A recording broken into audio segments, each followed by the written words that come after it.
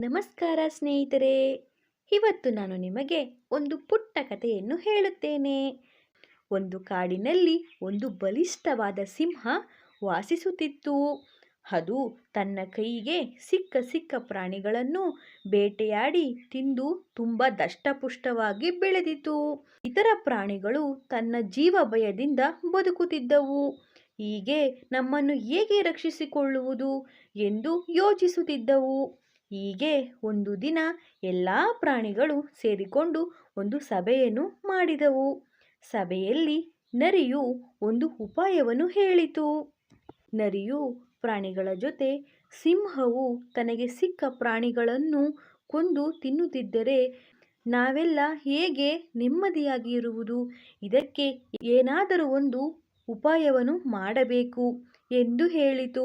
ನಂತರ ನರಿಯು ಒಂದು ಉಪಾಯವನ್ನು ಹೇಳಿತು. ನೋಡಿ ಸ್ನೇಹಿತರೆ, ನಾವೆಲ್ಲ ಒಂದು ನಿರ್ಧಾರವನ್ನು ಮಾಡೋಣ.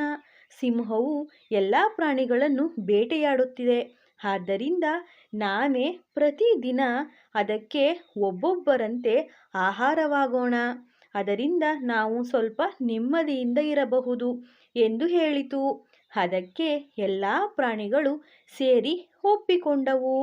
ನಂತರ ಎಲ್ಲ ಪ್ರಾಣಿಗಳು ಸಿಂಹದ ಬಳಿ ಹೋಗಿ ತಮ್ಮ ನಿರ್ಧಾರವನ್ನು ತಿಳಿಸಿದವು.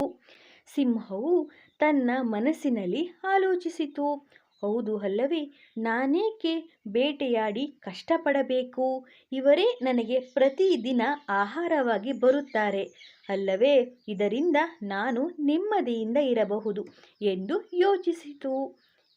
ನಂತರ ಸಿಂಹವು ಈ ಒಂದು ನಿರ್ಧಾರಕ್ಕೆ ಒಪ್ಪಿತು.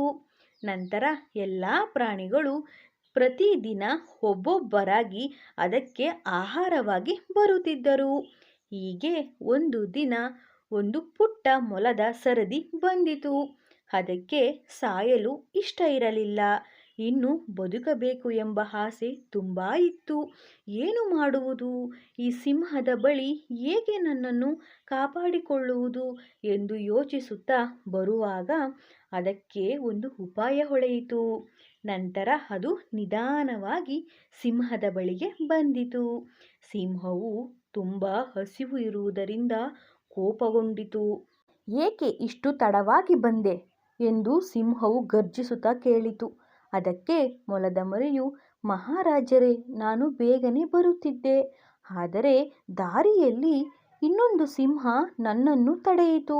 ನಾನು ಅದಕ್ಕೆ ಹೇಳಿದೆ, ಕಾಡಿನ ರಾಜ ನನಗೋಸ್ಕರ ಕಾಯುತ್ತಿದ್ದಾರೆ, ನಾನು ಬೇಗ ಹೋಗಬೇಕು ಎಂದು ಕೇಳಿದೆ.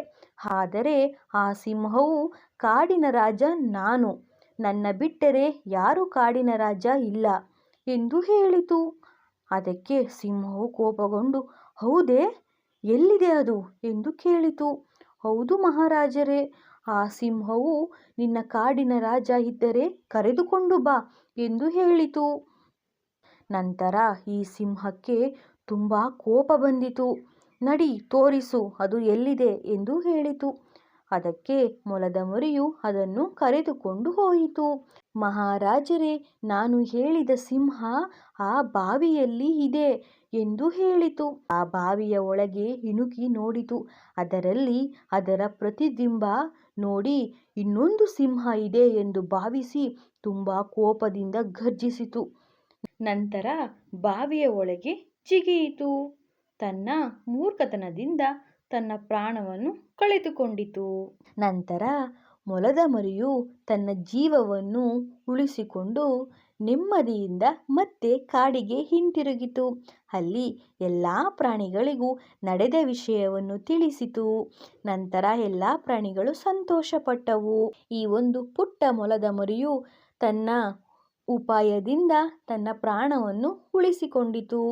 ಈ ಒಂದು ಪುಟ್ಟ ಕತೆ ನಿಮಗೆ ಇಷ್ಟವಾಗಿದ್ದರೆ ಲೈಕ್ ಮಾಡಿ ಹಾಗೂ ನಮ್ಮ ಚಾನಲನ್ನು ಸಬ್ಸ್ಕ್ರೈಬ್ ಮಾಡಿ. ಧನ್ಯವಾದಗಳು.